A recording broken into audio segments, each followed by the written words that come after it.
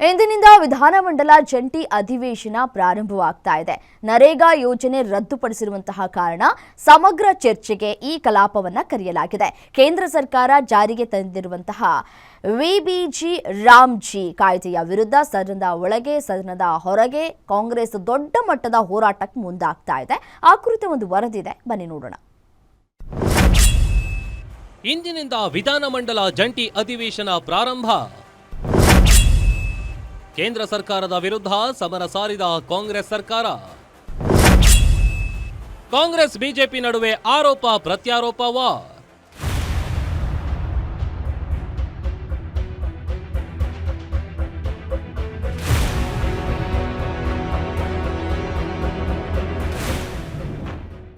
ಇಂದಿನಿಂದ ಜನವರಿ 31ರವರೆಗೆ ವಿಧಾನಮಂಡಲ ಜಂಟಿ ಅಧಿವೇಶನ ನಡೆಯಲಿದೆ. ಕೇಂದ್ರ ಸರ್ಕಾರ ಮನ್ರೇಗಾ ಯೋಜನೆಯನ್ನ ರದ್ದುಪಡಿಸಿ ಮಹಾತ್ಮ ಗಾಂಧಿ ಹೆಸರನ್ನ ಕೈಬಿಟ್ಟು ಹೊಸದಾಗಿ ವಿಬಿಜಿ ರಾಮ್ಜಿ ಅನ್ನುವ ಹೊಸ ಕಾಯ್ದೆಯನ್ನ ಜಾರಿಗೆ ತಂದಿದೆ.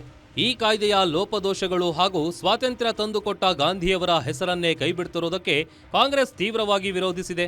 ಇನ್ನು ಇದೇ ವಿಚಾರವನ್ನ ಜನರಿಗೆ ತಿಳಿಸೋಕೆ ವಿಶೇಷ ಅಧಿವೇಶನವನ್ನ ನಡೆಸಲು ರಾಜ್ಯ ಸರ್ಕಾರ ಮುಂದಾಗಿದೆ. 3-4 ದಿನಗಳ ಕಾಲ ನರೇಗಾ ಸಾಧಕ ಬಾಧಕಗಳ ಬಗ್ಗೆಯೇ ಚರ್ಚೆಯಾಗಲಿದೆ. ಆದರೆ ಆಡಳಿತ ಪ್ರತಿಪಕ್ಷಗಳ ನಡುವೆ ದೊಡ್ಡ ಕದನವೇ ನಡೆಯಲಿದೆ. ಗಾಂಧಿ ಹೆಸರನ್ನೇ ಮುಂದಿಟ್ಟುಕೊಂಡು ಕಾಂಗ್ರೆಸ್ ಕೇಂದ್ರ ಬಿಜೆಪಿ ಸರ್ಕಾರದ ವಿರುದ್ಧ ಹರಿಹಾಯಲು ಸಿದ್ಧವಾಗಿದೆ.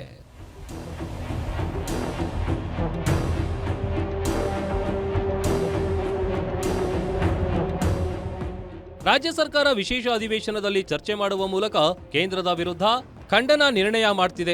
ಇತ್ತ ಕಾಂಗ್ರೆಸ್ ಪಕ್ಷದಡಿಯೂ ದೊಡ್ಡ ಮಟ್ಟದ ಹೋರಾಟಕ್ಕೆ ವೇದಿಕೆ ನಿರ್ಮಾಣವಾಗಿದೆ. ಇದೇ ಜನವರಿ 27ರಂದು ಫ್ರೀಡಂ ಪಾರ್ಕ್ನಲ್ಲಿ ಕಾಂಗ್ರೆಸ್ ಕೇಂದ್ರ ಬಿಜೆಪಿ ಸರ್ಕಾರದ ವಿರುದ್ಧ ಪ್ರತಿಭಟನೆ ನಡೆಸಲಿದೆ.